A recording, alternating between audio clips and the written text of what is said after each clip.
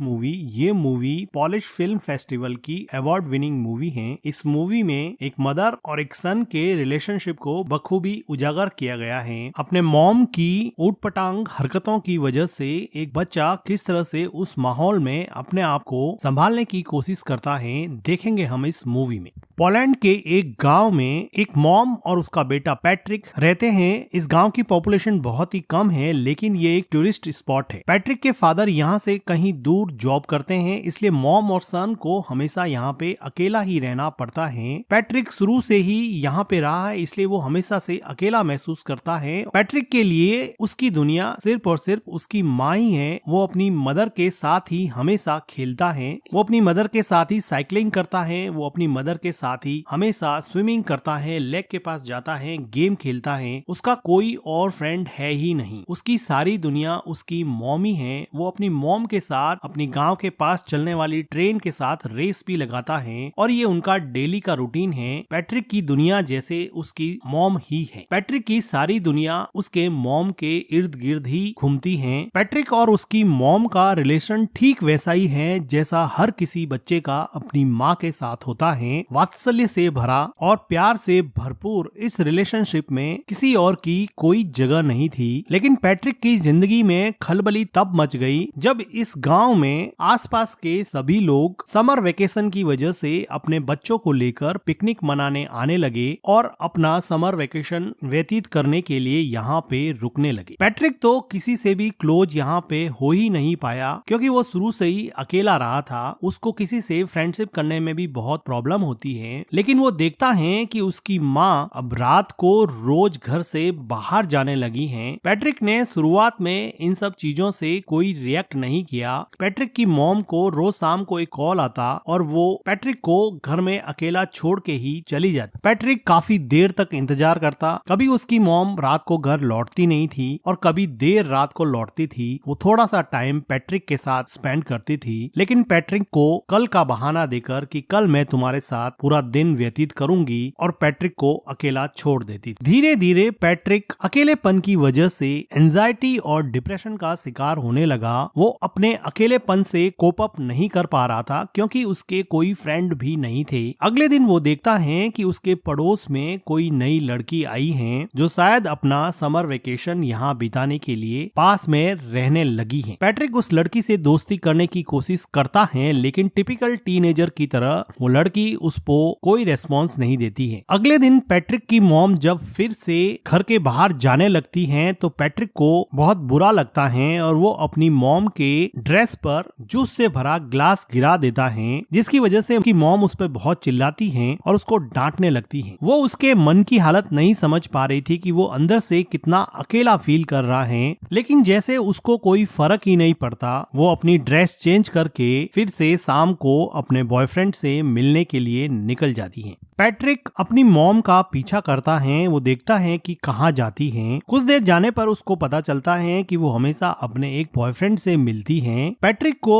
अपनी मॉम के पीछे जाते समय एक हिरन का बच्चा दिखता है जो अकेला सड़क पर घूम रहा था। ये डायरेक्टर का मेटाफर है कि किस तरह से हिरन के बच्चे को भी उसकी माँ ने अकेला छोड़ दिया है और वो इस सुनसान से जंगल में अकेला घूम रहा है, जैसे कि पैट्रिक भी अपनी माँ के बिना इस पूरे गांव में पूरे समर वेकेशन में अकेला पड़ गया है। पैट्रिक को हिरन के बच्चे को देख के जैसे कुछ सांत्वना मिली और वो अगले दिन नए दोस्त बनाने के लिए तैयार हो गया। वो पास में आई लड़की माइका से बात करने लगा और थोड़ी देर एक दूसरे से बात करने के बाद में वो दोनों एक दूसरे के दोस्त बन गए। माइका बताती है कि उसके पेरेंट्स का डिवोर्स हो चुका है। वो खुद भी बहुत अकेला महसूस करती है। अब माइका और पैट्रिक में काफी दोस्ती हो जाती है और अब पैट्रिक वो सारी एक्टिविटीज जो अपनी माँ के साथ किया करता था, साइकिलिंग करना, स्विमिंग करना और लेक के पास बैठ के टाइम स्पेंड करना, ये सारी चीजें अब वो माइका के साथ करने लगा। उसको माइका के साथ अब मजा आने लगा और अब वो अपने लोनलीनेस को और एंजाइटी को थोड़ा कम कर सकता है और अपना पेन माइका के साथ शेयर कर सकता है। उसको अभी अपने मॉम की कमी कम खलने लगी थी। अगले दिन पैट्रिक के घर पे वो लेडी आती है जिसके हस्बैंड के साथ पैट्रिक की मॉम का अफेयर चल रहा होता है। वो पैट्रिक को तो कुछ कह नहीं पाती है और उसकी मॉम उसके घर पे नहीं होती है, तो अकेली बैठ के वो बहुत रोती है। पैट्रिक पैट्रिक एक वेल बिहेव बॉय की तरह उसको कुछ खाने को देता है। उसी शाम को पैट्रिक के डैड का कॉल आता है और पैट्रिक की मॉम उसके डैड से बात करते हैं। तो पैट्रिक की मॉम पैट्रिक को कहती हैं कि तुम अपने डैड को मेरे अफेयर के बारे में कुछ नहीं बताओगे, मैं तुम्हें वार्न करती हूँ। वो उससे कसम लेती हैं कि तुम अपने डैड को मेरे अफेयर के बारे में कुछ नहीं बताओगे। पैट्रिक कसम देता है कि मैं अपने डैड को आपके अफेयर के बारे में कुछ नहीं बताऊंगा। पैट्रिक को लगा कि ये बात मानने से उसकी मॉम उसके साथ ज्यादा टाइम स्पेंड करेगी, लेकिन उसकी मॉम को कोई फर्क नहीं पड़ने वाला था। पैट्रिक अब इतना परेशान हो चुका था कि वो मेन डोर की कीज भी छुपाने लगा। वो अपनी मॉम को जाने से रोकने लगा, लेकिन उसकी मॉम उसको मार के उससे लड़ झगड़ के भी अपने बॉयफ्रेंड से मिलने जाती थी। पैट्रिक चाहे अकेला बैठ के कितना भी परेशान हो, उसको जैसे कोई फर्क ही नहीं पड़ता। पैट्रिक के लिए अब एकमात्र सहारा उसकी नई नई दोस्त माइका थी, जिसके साथ वो काफी टाइम स्पेंड किया करता था और यहाँ के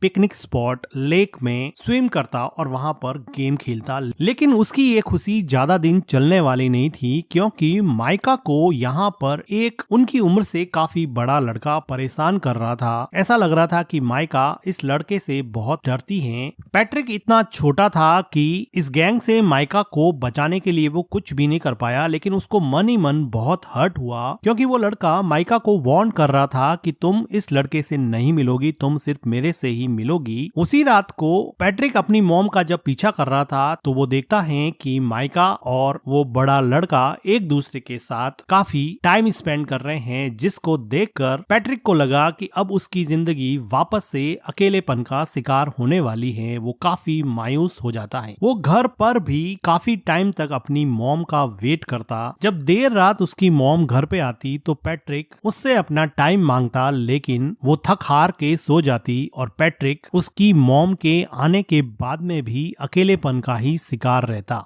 अगले दिन सुबह पैट्रिक को माइका मिलती है और वो माइका को पूछता है कि क्या उस लड़के ने तुम्हारे साथ कोई जबरदस्ती की थी। तो माइका जैसे डर गई हो और वो डर के मारे वहाँ से भाग के घर में चली जाती है। पैट्रिक उसको जाके पूछता है कि हुआ क्या, मुझे ये तो बताओ। वो बिना कुछ बोले ही रोने लग जाती है। पैट्रिक को ऐसा लगता है कि उसके साथ जबरदस्ती की गई है। वो दौड़ के जाता है और उन लड़कों के ग्रुप में उस लड़के पे अटैक करता है, लेकिन एक छोटा बच्चा उससे कैसे लड़ेगा और वो बड़ा लड़का पैट्रिक को ओवर पावर कर देता है और पैट्रिक यहाँ पे कुछ नहीं कर पाता। थोड़ी देर बाद में माइका वापस पैट्रिक के पास आती है और उसको समझाने की कोशिश करती है कि हम दोनों अच्छे दोस्त बन सकते हैं, तुम इतना हर्ट क्यों हो गए हो। लेकिन पैट्रिक को डीप डाउन कहीं पे हर्ट हो गया था। वो वापस से माइका से बात ही नहीं करना चाहता था, क्योंकि वो ऑलरेडी अपनी मॉम से बहुत ज्यादा हर्ट था और जब माइका ने भी उसे हर्ट किया तो वो इमोशनली वायलेंट हो गया और वो अपने इमोशन को कंट्रोल नहीं कर पा रहा था। अपने गुस्से को, अपने फ्रस्ट्रेशन को माइका के ऊपर निकाल दिया और माइका को उल्टा सीधा बोला, जिसकी वजह से अब माइका को वापस हर्ट हुआ और अब माइका वहाँ से चली जाती है। पैट्रिक को बिल्कुल समझ में नहीं आ रहा था, क्योंकि वो छोटा सा बच्चा था, उसको समझ नहीं आ रहा था कि इन सब सिचुएशन से कैसे निकले। उसकी मॉम उसको बिल्कुल भी सपोर्ट नहीं करती थी, ना उसको गाइड करती थी। उसके आसपास कोई भी पेरेंटल गाइडेंस नहीं होने की वजह से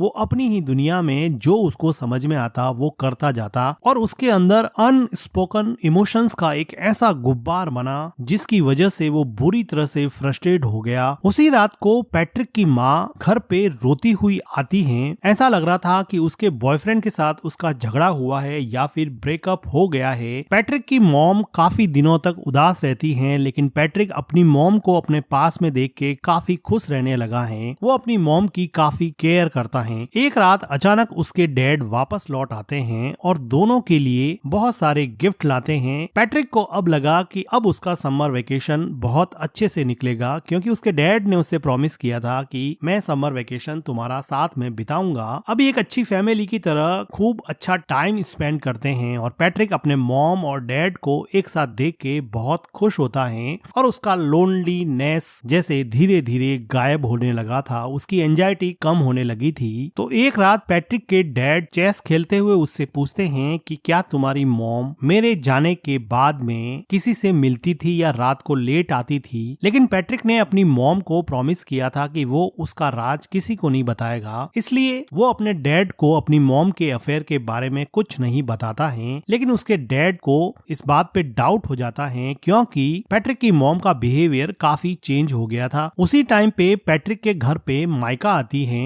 और वो उससे बात करने के लिए कहती है। माइका के कहने पर पैट्रिक उसके साथ साइकिलिंग पे जाता है और लेक में स्विम करने के बाद में माइका उसको बताती है कि अब मेरा समर वेकेशन खत्म होने को है, मैं यहाँ से चली जाऊंगी। माइका को पैट्रिक को हर्ट करने पर काफी दुख लग रहा था, लेकिन पैट्रिक अब इसमें कुछ ज्यादा कर नहीं सकता क्योंकि अगर समर वेकेशन खत्म होगा तो माइका को जाना ही पड़ेगा। वो अपने घर पहुंचता है और वो देखता है कि सीढ़ियों पर वही लेडी जो थोड़े दिन पहले उसके घर आई थी वो सीढ़ियों से नीचे उतर रही है।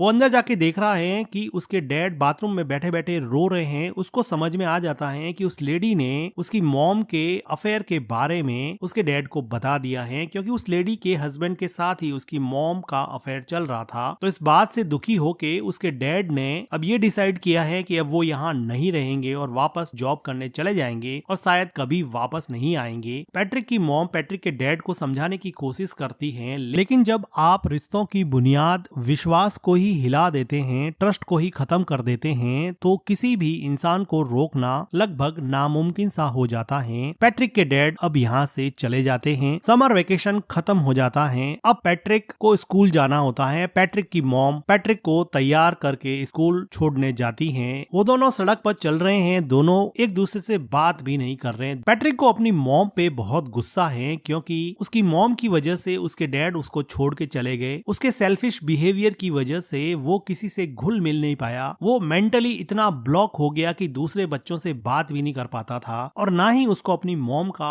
प्यार मिलता। अब वो रेलवे ट्रैक को क्रॉस करने वाले हैं। उसकी मॉम आगे जा रही है, बच्चा पीछे छूट जाता है, जो कि डायरेक्टर का मेटाफर है कि आप अपनी जिंदगी में आगे बढ़ रहे हो और बच्चों को आपने पीछे छोड़ दिया है और इन दोनों के बीच में न जाने कौन सा इमोशनल आउटब्रस्ट रूपी ट्रेन आके आपके सपनों को, आपके अपनों को कब कुचल दे पता नहीं चलेगा। उसकी मॉम पीछे मुड़ के देखती है कि पैट्रिक पीछे रह गया है। वो ट्रेन को देख के डर जाती है, रोने लगती है कि उसके बच्चे का क्या होगा। अचानक से ये मोमेंट उसको रियलाइज कराता है कि उसकी जिंदगी में कौन इम्पोर्टेंट है, उसकी जिंदगी का अहम हिस्सा कौन है, वो आदमी जिसको वो रोज मिलने जाती है या फिर वो हस्बैंड और उसका बेटा जो हमेशा उसके साथ थे, साथ खड़े थे। वो खूब रोती है। उसको रियलाइज होता है कि शायद उसकी जिंदगी का ट्रैक अब उसे चेंज करना पड़ेगा और इसी के साथ ये मूवी एंड हो जाती है। मूवी का एक्सप्लेनेशन अगर आपको अच्छा लगा हो तो वीडियो को लाइक कीजिए, हमारे चैनल को सब्सक्राइब कीजिए and thank you for watching.